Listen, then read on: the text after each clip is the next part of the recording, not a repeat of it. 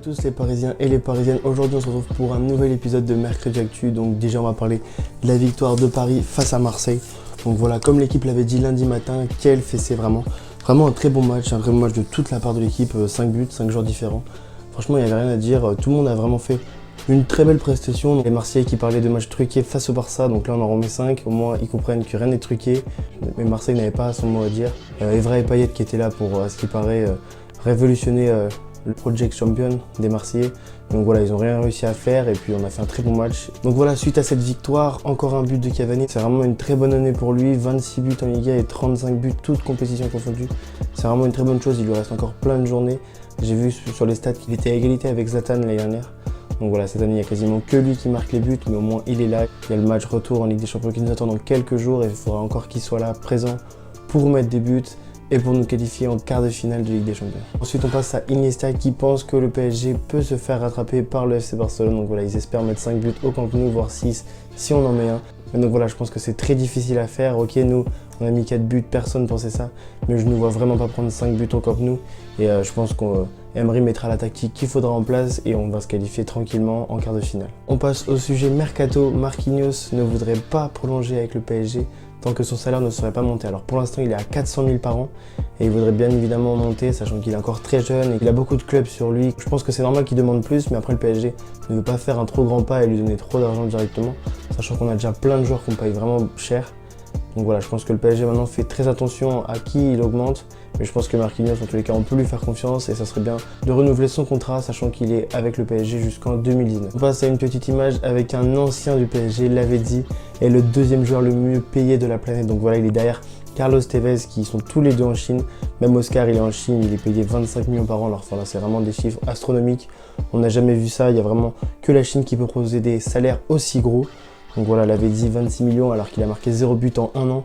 C'est un peu vraiment ridicule, mais voilà, tant mieux pour lui. Mais voilà, c'est vraiment un chiffre choquant et je trouve pas ça normal. Même si la Chine veut monter et se faire connaître dans le football, je pense pas que c'est la meilleure des solutions pour se faire connaître. Ensuite, on passe à Kimpembe qui réalise vraiment des très grosses prestations depuis un certain temps avec le PSG. Kimpembe a fait vraiment beaucoup de matchs avec le PSG, bien qu'il soit à la doublure de Marquinhos ou de Thiago Silva, selon qui est absent.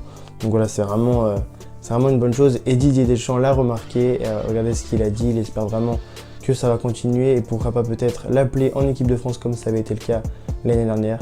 Donc voilà, pourquoi pas rééditer ça, pourquoi pas être dans le groupe et montrer tout son talent en équipe de France. Ensuite on passe dans Mercredi Actu au duel du jour, donc voilà, c'est entre Aurier et Meunier. Donc voilà, on peut voir vraiment des statistiques qui se ressemblent.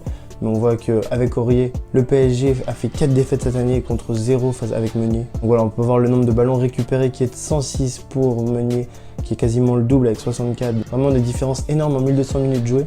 On peut voir que les duels gagnés sont aussi proches l'un que l'autre avec 54 et 61%. Mais pour le coup, les dribbles réussis sont à 67% pour Meunier, contrairement à 44% pour Aurier. Donc voilà, n'hésitez vraiment pas à dire dans les commentaires votre avis sur ces deux joueurs, donc qui méritent d'être titulaires pour le reste de la saison. Je pense que Meunier pour l'instant pourrait vraiment être le titulaire indiscutable. Et voilà, faut vraiment pas oublier Aurier qui a fait des très bons matchs dans le passé avec le PSG.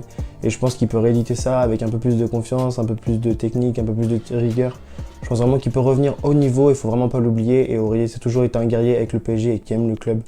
Donc voilà, faut encore lui faire confiance, le faire jouer ce soir, sachant qu'il y a match, le faire continuer de jouer et Emery lui fait totalement confiance. Donc comme je le disais, aujourd'hui c'est jour de match donc au stade René Gaillard face à Niort. Donc voilà, le PSG se déplace là-bas avec énormément d'absents comme vous pouvez le voir sur cette image. Ben Arfa, Calegari, Deschamps, Di Maria, Georgen, Rabiot, Thiago Motta et Verratti sont absents pour ce match. Pour la plupart de nos joueurs clés, c'est-à-dire Ben Arfa, Di Maria, Rabiot, Thiago et Verratti, ce sont des soins donc pour des douleurs au mollet pour les Italiens.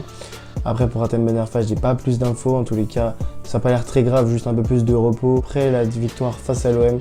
Et voilà, pour préparer tranquillement les prochains matchs en Ligue 1 et même en Ligue des Champions. Donc voilà, c'est vraiment un déplacement piège je pense ce soir. Ça sera des amateurs, je pense qu'il faut laisser plein de joueurs au repos. Et j'ai entendu que Krikoviak pour le coup, lui était de retour et pourrait jouer. Donc voilà, c'est vraiment une bonne chose parce que ça fait très longtemps qu'il n'a pas joué avec le PSG dans n'importe quel championnat, sachant qu'il était avec la réserve. Donc ça serait vraiment une très bonne chose pour lui. Regardez-moi la tête de ce stade, le stade René Gaillard où va jouer le PSG à Niort. Une capacité maximum de 12 000 places. Donc ce qui est vraiment rien du tout. Ils ont même rajouté une tribune pour les supporters parisiens. Car oui, contrairement à Marseille où il y avait 0 supporters parisiens autorisés, à Niort il en aura, ils seront nombreux et ils feront du bruit. Je pense qu'ils montreront des bonnes choses et soutiendront au maximum les Parisiens pour ramener une victoire en Coupe de France. Donc voilà, n'hésitez pas à donner votre pronostic pour le match de ce soir qui a lieu à 18h30 sur Eurosport. Donc malheureusement encore une chaîne payante, et alors que c'est la Coupe de France, ça pourrait être sur les chaînes comme France 2, France 3, mais non malheureusement c'est sur Eurosport. Donc voilà, j'en parlerai sur la page Facebook comme d'habitude, on va en débattre et donc n'hésitez pas à donner vos pronostics dans les commentaires. Donc voilà, Mercredi Actu, c'est fini. N'hésitez pas à rejoindre mon compte Instagram et mon compte Twitter pour un maximum d'informations et pouvoir me suivre, sachant qu'il y aura des très grosses surprises encore sur l'actu parisienne. Alors rejoignez mes réseaux si vous voulez être tenu au courant de tous les résultats, toutes les infos, toutes les actualités. Et donc voilà, je vous dis à la prochaine, salut!